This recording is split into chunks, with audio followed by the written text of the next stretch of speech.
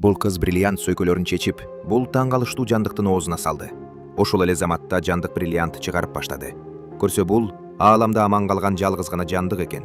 Ал каалаган нерсени көбөйтүп чыгара алчу. Илгери бул жандуулар керемет планетада жашашчу.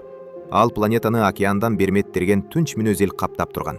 Алар дайыма бермет суусу менен жуунушчу, анткени ал суу жаштыкты сактап, өлбөстүк белек кылчу. Кээде терилген берметтердин арасынан ай бермети да чыгат эле. Ал абдан сейрек болчу. Ай берметин асыранды жаныбарларга беришчү. Алар болсо дал ошондой ай берметтерди ого эле көп кылып чыгарып берчү. Ошол берметтердин баары өмүр булагына түшүп, бүтүндөй планетаны энергия менен камсыз кылчу. Бирок бир күнү коркунучтуу нерсе болду. Асмандан саңсыз көп кемелердин сыныктары кулай баштады да, чыныгы апокалипсис башталды. Планетада толук башаламандык орун алды. Тургундарда бир гана жол калды: качып кутулуу. Падыша элин куткаруучу бункерге баштап барды. Бир саамдан кийин улам зор космостук кеме планетага кулап түштү. Падыша аскерлерге бункердин эшигин шашылыш жаап салууну буйруду. Бирок үрөй учурган окуя болду. Ички туткасы сынып калды.